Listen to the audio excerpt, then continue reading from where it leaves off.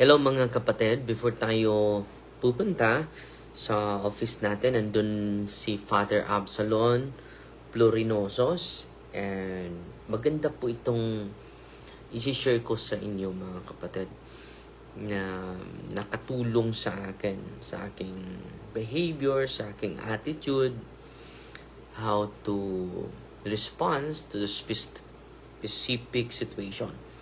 Ito po kay Stephen Covey po ito. Malaking tulong po ito sa atin. The habit of personal responsibility. Be proactive. So, i-review ko po ito sa inyo. Nandito tayo sa first habit mga kapatid. But before that, ano ba yung objective sa 7 habits ni Stephen Covey? And then, i-connect natin ito mga kapatid. I-connect natin ito mga kapatid sa ating spiritual growth. Makatulong po ito.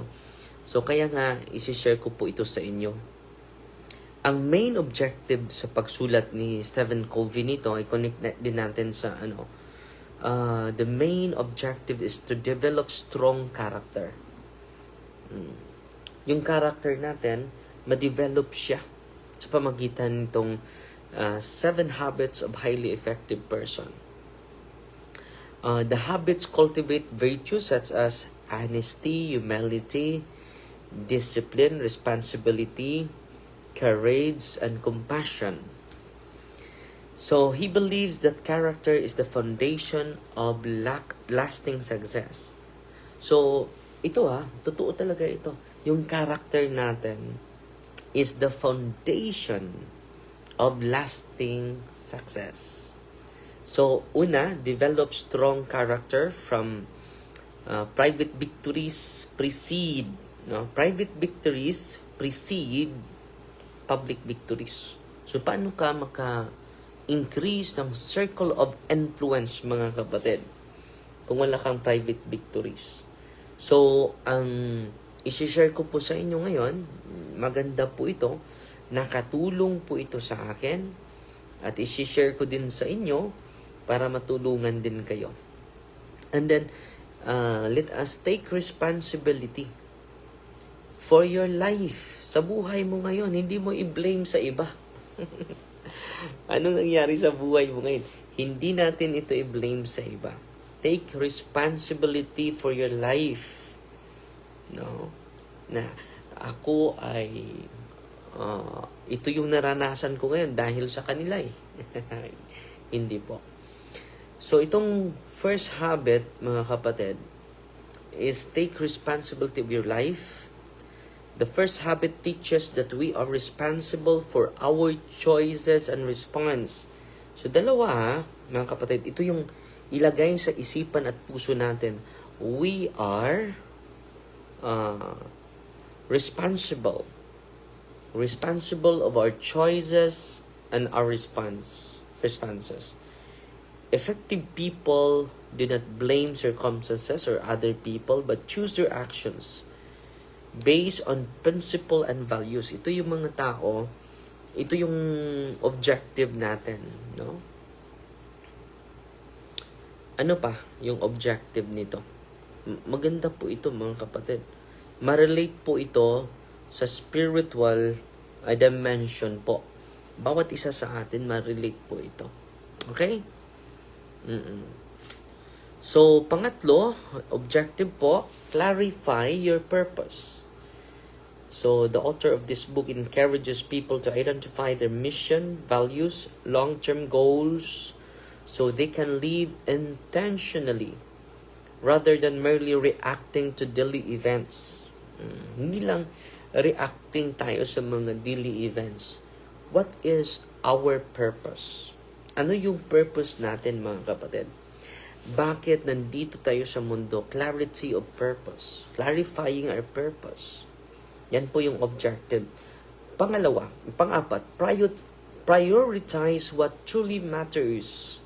Unahin natin pagdasal, pagbasa ng Biblia, starting our day with feeling our imagination, our emotion to truly what is truly matters. The habits teach us to distinguish between what is urgent and what is truly important. Yan po ang makabigay sa atin ng distinction, enabling us to invest our time in activities that align siya sa ating values and mission. Ano pa? Panglima is building healthy relationships. Yan po ang objective natin. Bakit isi-share ko po ito? So, okay mag-alala, from time to time, mag-share po ako sa inyo, ha? Bakit? Why we need to build healthy relationships? Emphasizes mutual respect, trust, empathy, effective communication, and cooperation. Lasting success is not achieved alone, but through strong and meaningful relationships. So yan po mga kapatid, ang rason bakit isi-share ko po ito sa inyo. Itong how to become effective person. Ang pang-anim is foster collaboration. Highly effective people seek solutions where everyone benefits. So yung mga effective na mga tao, agsik lang ng solution that all will receive the same benefits. They value teamwork, diversity, creative cooperation rather than competition and conflict. So itong mga highly na mga tao, they create creative cooperation, not competition nor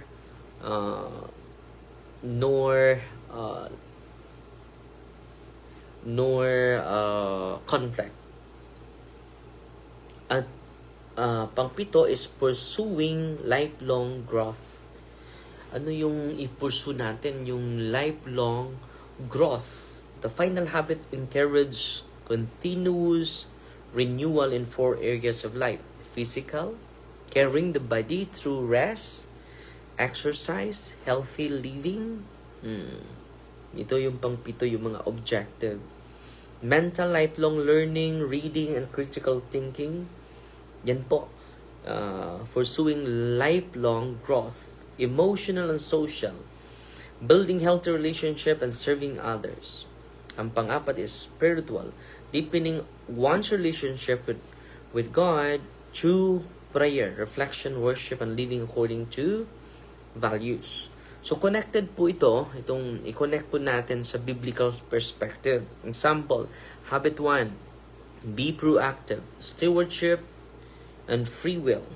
Joshua chapter 24 verse 25 verse 15. Choose this day whom you will serve. So, ang Diyos ba ang pagserbahan mo? O ang demonyo? Choose this day whom you will serve. I choose God, not my own ego. No, I serve God. Yan po. So yan po yung natin. Begin with the end in the mind, living with eternal purpose. Colossians chapter 3 verse 1 to 2. Habit 3, put first things first, seeking God's kingdom first. Matthew chapter 6 verse 33. Habit 4, think win-win.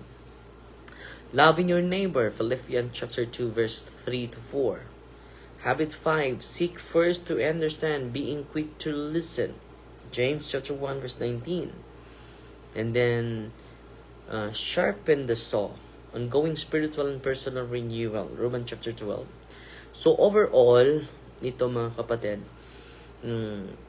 highly effective people, 7 habits of highly effective people, to help people become individuals of character, become individuals of character, purpose, service, who consistently make wise decisions, build meaningful relationships, and live according to timeless principles, from a Christian perspective, these habits can also serve as a practical tools for growing in holiness, faithful, using the gifts of God given. So ngayon mga kapatid, pag-usapan natin itong endowment. The 5 important endowments of human being. Maganda po ito mga kapatid. Very essential po ito sa atin. So yan po yung objective ha. And then dito na tayo, magsimulan tayo sa first habit. First habit mga kapatid, be proactive. We may not control every circumstances, but we can always choose our response. Di ba? Instead, magmura tayo, magalit tayo, let us choose our healthy response. The habit of personal responsibility. I am the force, I choose my response. So we are the responsible of our action. Between what happens to us and how we respond, this is a space. Mayroong space mga kapatid. In that space lies our freedom. God has given us 4 uniquely human gifts that make proactive living possible. So ito po maganda po ito. The 5 endowments.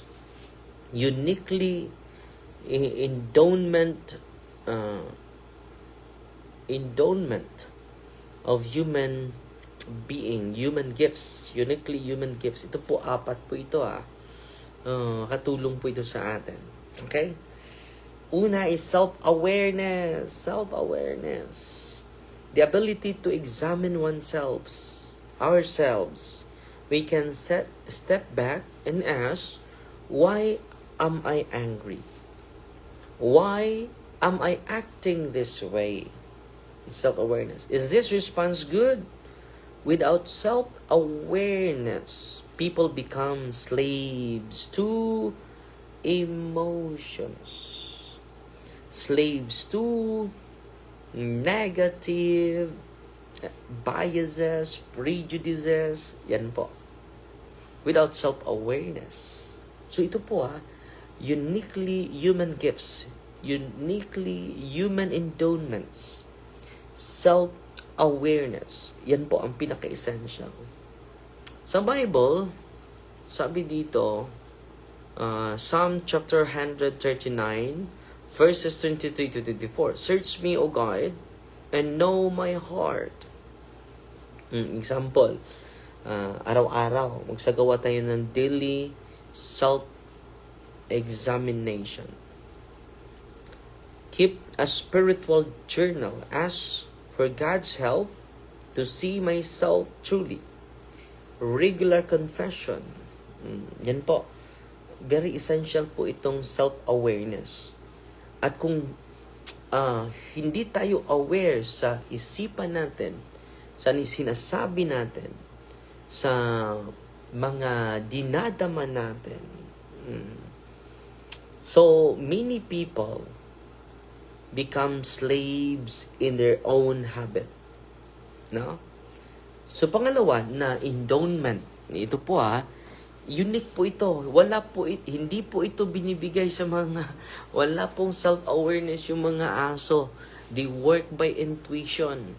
Intuitive lang yung by their instinct lang yung mga hayop. Hindi katulad sa atin. We have self-awareness. Ang pagkaamgo, ang pagkahigmata na awareness. At hindi lang yan, mga kapatid. Hindi lang yan, mga kapatid.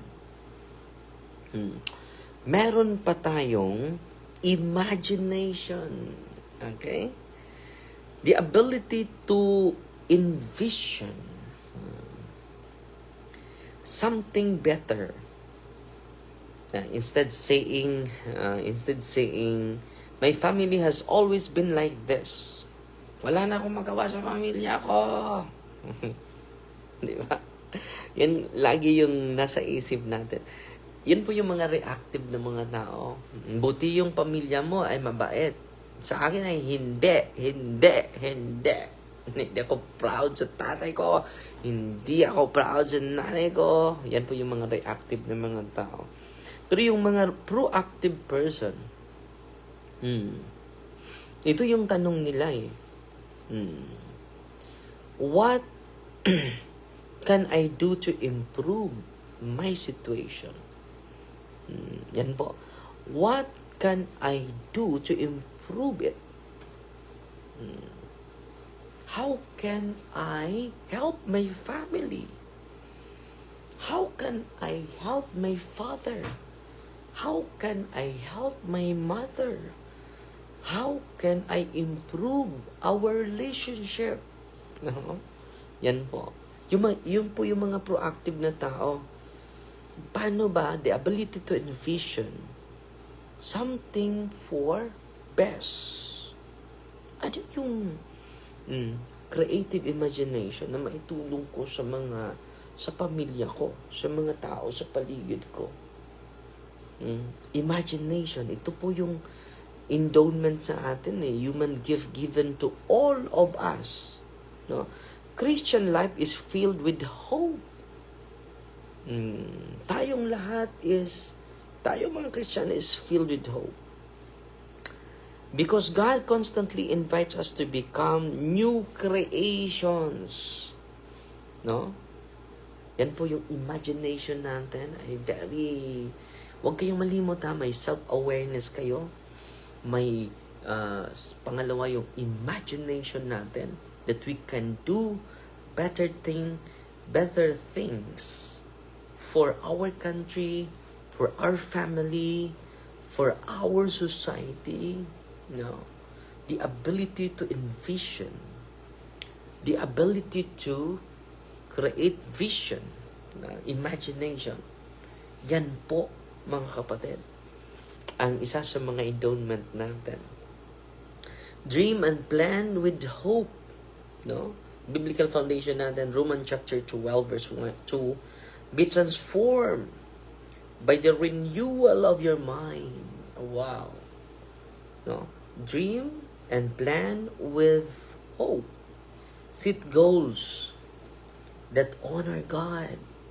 Ano yung ba yung goal natin? To honor God. No? Believe God can change me and my circumstances. Believe for that. No? See possibilities, not problems. So, anong titingnan natin? Sa mga proactive na mga tao, using their imagination, they see possibilities, not problems. So, dito na tayo sa pangatlo, mga kapatid. Sa pangatlo, mga kapatid.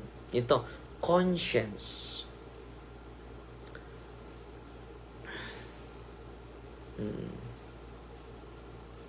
Conscience. The inner moral compass given by God. Kahit wala tayong meron tayong conscience. Alam natin ang masama. Alam natin ang hindi wasto because of the moral compass given by God to us, to all of us. No, conscience distinguishes right from wrong. It tells us to tell the truth, to forgive, be honest. Yan po is the voice of conscience.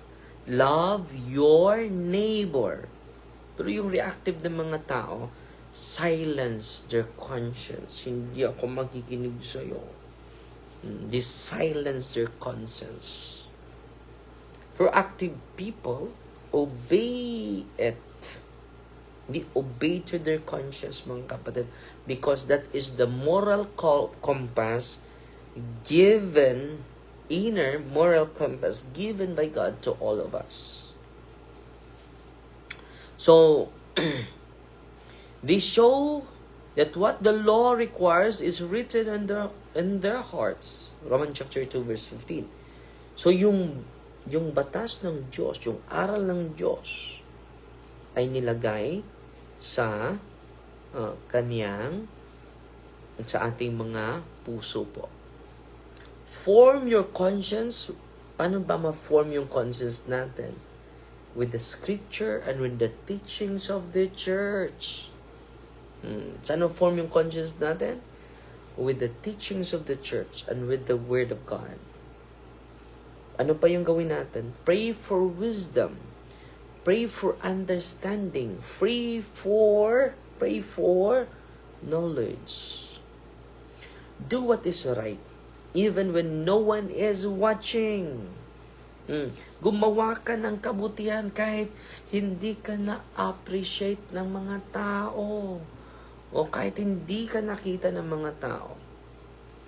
Choose integrity in small things. Magsimula yan sa maliit na bagay. That we become faithful in small things. So, pang-apat, mga kapatid, the unique endowment of human being, the 4 endowments of human being, unique human gift from God, independent will, the power to choose. Ano itong independent? You have the power to choose. Even when emotions say take revenge, our will can answer, I choose forgiveness. This is one of the greatest gifts God has given humanity. Itong independent will natin, the power to choose. Enlightened with our self-awareness, enlightened with our imagination, and our inner moral compass, our conscience. Ang pang-apat is you need to decide based on that. Based on principles, based on virtues, based on values. Biblical foundation nito is Sirach chapter 15, verse 14 to 17. God created man and left him in the power of his own free choice. So, ano ba yung gawin natin? Choose faith over fear. Instead, mamuhay ka sa takot, you choose faith, kapatid. Choose forgiveness over resentment. Instead, puno ka ng galit, puno ka ng biases. Huwag mong piliin yan. Ang piliin natin is forgiveness. Choose love over hatred. Instead, puno ka ng puno ka ng galit. Diba? Makonsume tayo minsan sa galit natin. Choose to love. Choose to understand. Choose obedience to God's will every day. Yan po, i-anchor natin yung independent will natin, mga kapatid. Okay? Example, between stimulus and response is our freedom to choose. So, stimulus situation, may situation, mga kapatid. And then, in between sa stimulus and response, there is a space, the power to choose. Example, ito stimulus. Someone insults you. You are worthless. Reactive response. Ano yung reactive response natin? Anger. May araw ka rin sa akin. Revenge. Insults. Mag-insulto ka din. So, while narinig mo yan, may space. The space, our freedom to choose. So, ito yung proactive na tao. Calmness, patience, ano pa? Charity, self-control. Ito yung ilagay sa isipan natin. The insult remains the same. So, hindi na babago yung insult. Only the response changes. Yung response natin ay nababago. That response determines your character. At yung response mo, kung reactive response ka, it destroy your character. Pero kung proactive ka, it strengthen your character. Okay? Ang ganda. Sabi ni Viktor Franks,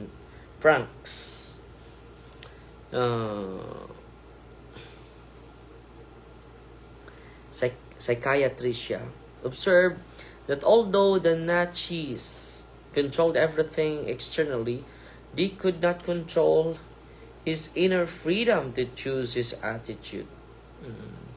Biktima po siya sa yung Jewish Holocaust. Survivor po siya. Yung mga Hudyo na pinatay, no? Pero positive siya. Everything can be taken from a man, but one thing, the last of the human freedoms to choose one's attitude in any given set of circumstances. So, sabi ni Covey, I have learned to be content whatever the circumstances. He adopted this principle as a foundation of habit when proactive. As a Christian, we called to do the same. Freedom in Christ. No? Example, sa family life natin. Response with patience, forgive, communicate with love. Yan ang gagawin natin. Sa trabaho at sa eskwelahan, take initiative. Solve problems. Be responsible and reliable. Sa ministry natin, serve with humility. Accept correction. Led by example. In our personal life, manage your time, pray daily, grow in virtue and avoid complaints. Ito yung ilagay sa puso't isipan natin. We may not control events, but we always control our response.